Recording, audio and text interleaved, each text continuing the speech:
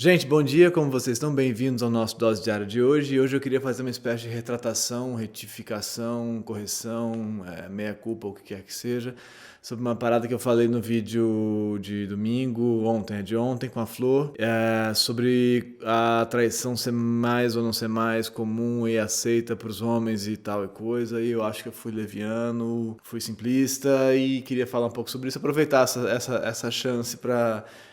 isso que eu fiz, o jeito como eu tratei desse assunto, de um jeito um pouco simplista e irresponsável, para falar um pouco mais sobre isso, tá?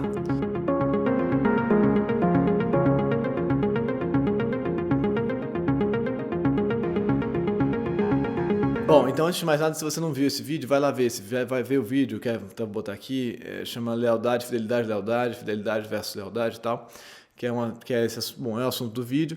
E aí, no dado momento do vídeo, a Flor fala que a traição... Ela fala algumas coisas, assim, é como uma conversa, né? A conversa vai indo, a gente solta conteúdos que tal.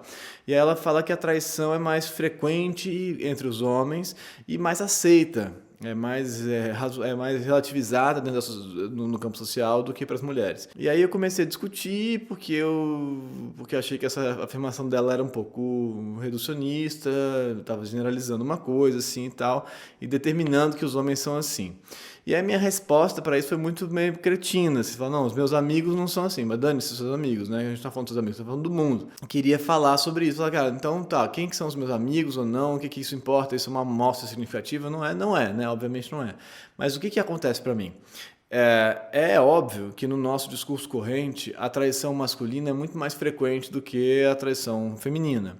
É óbvio que em função do machismo ela é muito mais aceita, é razoável, relativizada. Então, um cara trai, ele é um comedor. Uma mulher trai, ela é uma vagabunda. Entendeu?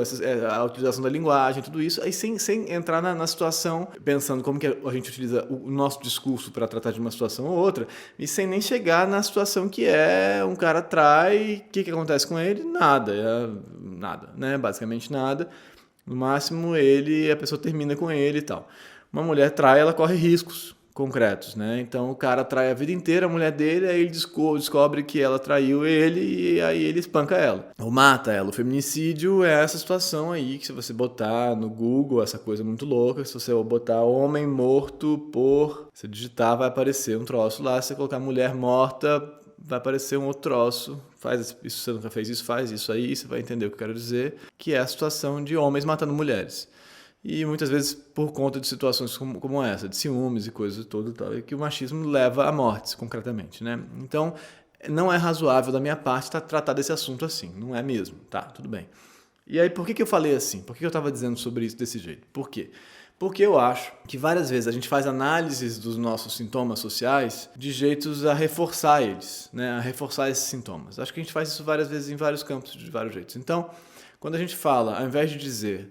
Bom, socialmente a gente está reafirmando o lugar do homem como conquistador, o machão, o galinha, ou o que quer que seja. A gente fala, homem é assim. Homem não é assim, né? Homem não precisa ser assim. Homem pode ser de muitos jeitos. Então, como é que a gente faz para revisar os homens, né? Para pensar que outros homens são possíveis? Para pensar que outros discursos sobre os homens são possíveis? Então, porque homens estão assim. Estão assim porque estamos educando homens assim. Podemos educar homens de outros jeitos? Como fazer isso? Como lidar com isso? O meu medo, várias vezes, e por isso que eu reagi ao discurso da Flor, que a gente estivesse simplesmente dando como é assim, funciona desse jeito. Não acho que ela estava fazendo isso, não. E aí eu reagi fazendo uma argumentação meio cretina, né? Não, na verdade não, porque eu tenho exemplos e outros exemplos que não. Bom, seguindo para diante disso que eu fiz, que é uma simplificação, como é que a gente faz e consegue construir outros discursos sobre o masculino, que os discursos geram outros masculinos possíveis. Então, eu acho que nesse momento que a gente está vivendo, a gente tem que tentar produzir outros parâmetros de masculino, né? Assim como outros parâmetros de feminino, ou de não gênero, ou de que quer que seja. Então, a gente tem que pensar outros homens possíveis, né? Pensar outros símbolos para a gente usar para falar sobre isso.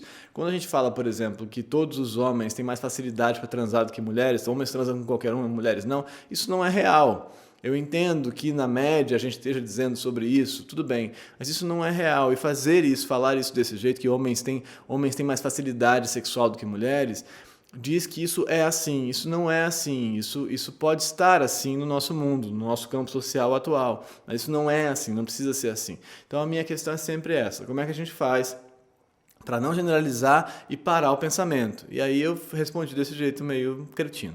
Então, tentando continuar esse pensamento, tentando levar ele adiante, como é que a gente poderia imaginar outros homens possíveis? Como é que isso seria? Né? É uma pergunta mesmo assim, pergunta para vocês aí. Que homens que seriam esses? E digo isso também porque para mim é fundamental que a gente tem campos que são a média, né? Bom, a média funciona assim, a maioria dos casos é assim, as amostragens, né? A maioria é assim. E aí quando a gente só reconhece a maioria, a gente só reconhece o que a maioria é a média, o sintoma, como o algoritmo lê, por exemplo, o algoritmo lê assim. Então o algoritmo vai dizer, o algoritmo da polícia de Los Angeles vai dizer que a maioria dos crimes é cometida por negros. Então ele vai supor que negros fazem crimes, entendeu? É a inversão do algoritmo da média, é isso que eu quero dizer. É um absurdo completo, mas o algoritmo, que é imparcial, acaba se tornando racista, por exemplo, né? Dando um exemplo. Então, se a gente começa a falar que homens fazem isso, então entenda o exemplo que eu estou usando. A gente começa a falar que homens fazem isso, a gente acaba invertendo e reafirmando a coisa. Então, o meu interesse sempre na vida é, vamos olhar a diferença, vamos olhar o desvio, vamos pensar o específico de cada um, porque pensando no específico de cada um, a gente começa a quebrar um pouco os modelos que estão dados e pensar que existem especificidades que têm que ser respeitadas e liberdades, e aumenta o grau de pluralidade no mundo. Por isso a minha implicância com essa leitura generalizante, sabe? Então, eu acho que a gente tem que ter cuidado para fazer isso.